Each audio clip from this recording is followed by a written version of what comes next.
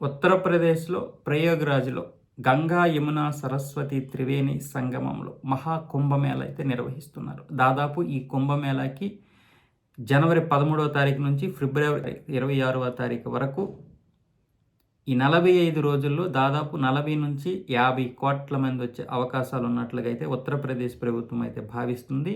గత అర్ధ కుంభమేళాకే దాదాపు 24 కోట్ల మంది అయితే రావడం జరిగింది. 1,20,000 కోట్ల రూపాయలు అయితే లాభం వచ్చాయి.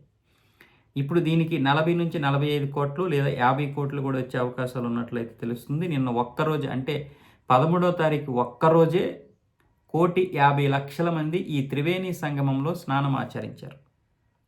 అంటే మొదటి రోజు. కాబట్టి చాలా జనాలు వచ్చినా కూడా, ఎంతమంది వచ్చినా కూడా అన్ని ఏర్పాట్లు చేయడం వల్ల, యోగి ప్రభుత్వం అన్ని ఏర్పాట్లు చేయడం వల్ల ఎటువంటి తొక్కిసలాట అయితే జరగకుండా ప్రశాంతంగా జరుగుతుంది.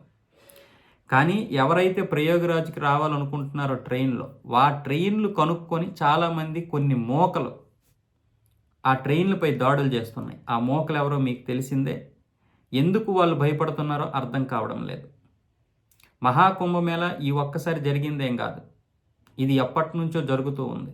కాబట్టి హిందువుల్లో ఏదో కొత్తగా వచ్చేసి చేరిందేం కాదు. హిందువుల్లో యూనిటీ వచ్చేసి భయపడడానికి మీరేమీ భయపడాల్సిన అవసరం లేదు.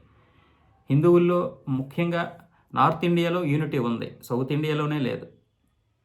కాకపోతే అనుకున్నంత స్థాయిలో లేదు.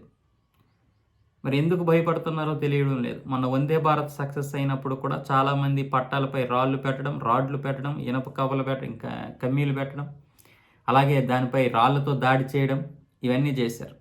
ఇప్పుడు ప్రయాగ్రాజ్కి వెళ్తున్నటువంటి హిందువుల మీద దాడులు చేస్తున్నారు. అంటే ఎలా ఉందో పరిస్థితి అర్థం చేసుకోండి. మనం ఎక్కడున్నాం? బంగ్లాదేశ్లో ఉన్నామా, లేకపోతే పాకిస్తాన్లో ఉన్నామా, లేకపోతే పాకిస్తాన్ హిందువులు ఏమైనా భారత్ వస్తున్నారా? అరే ప్రయాగ్రాజ్ చూడడానికి, వాళ్ళపైన ఈ మోకలో దాడి చేసి అనడానికి. అంటే ఏ పరిస్థితుల్లో ఉన్నామో చూడండి. హిందువులు ఎంత దారుణమైనటువంటి పరిస్థితుల్లో ఉన్నామో, ఎంత డేంజర్లో ఉన్నామో మీరు ఇప్పటికైనా అర్థం చేసుకోకపోతే ఇక మన కర్మం అది.